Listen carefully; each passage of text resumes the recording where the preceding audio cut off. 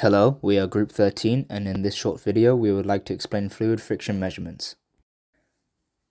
The main goal of the experiment was to measure pressure drop through an orifice plate and pipes of different roughness and diameters, as can be seen on the screen now.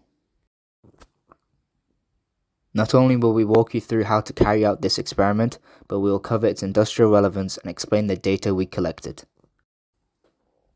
Now on the screen is a visual of our apparatus.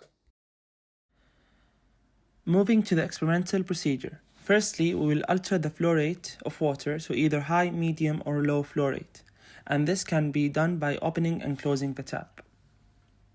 For the second step, measuring the flow rate of water, we will use the foam ball as a stopper, which will allow us to measure the flow rate at that specific setting by measuring the time taken for the volume of water to reach 5 liters.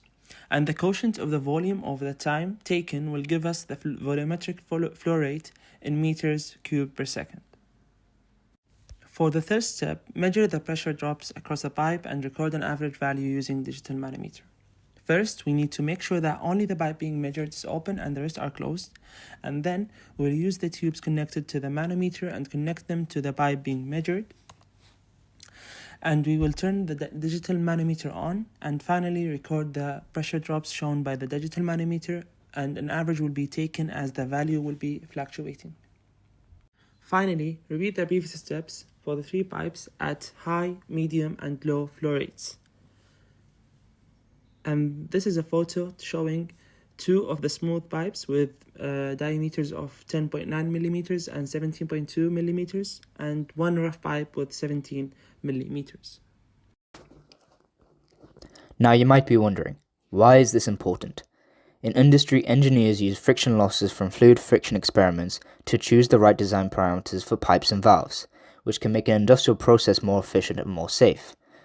The experimental data is crucial when it comes to the design of pipelines and water distribution networks, for example. Some key industries that you may be familiar with that employ knowledge on fluid friction include product testing in the paint industry to ensure the product performs well in various settings and environments. Another key industry is the pharmaceutical industry, where knowledge on fluid properties is vital for safety and to ensure proper mixing and production. By measuring changes in pressure drop over time, potential fouling can be spotted in a process.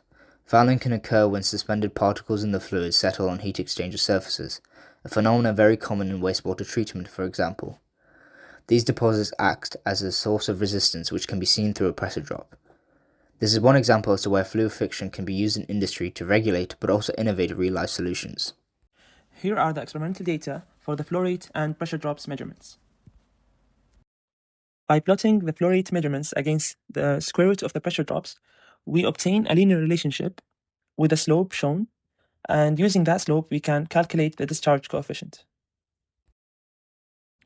On the right, there's the experimental formula used to calculate the discharge coefficient of the orifice plate, where m indicates the slope obtained from the graph.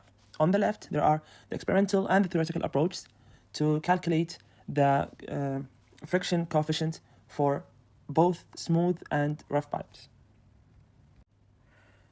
Here's a bigger image for the Moody diagram for the theoretical approach for rough pipes.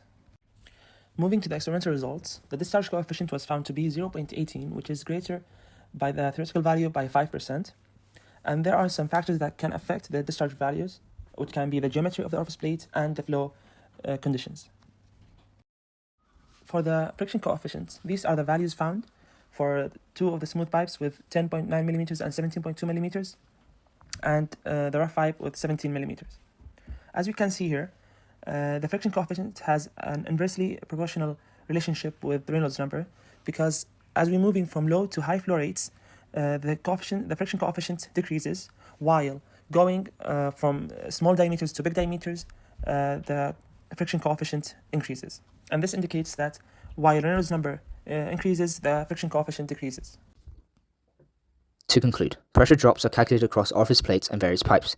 This is done to calculate the fluid friction coefficient of pipes and the discharge coefficient of an orifice plate.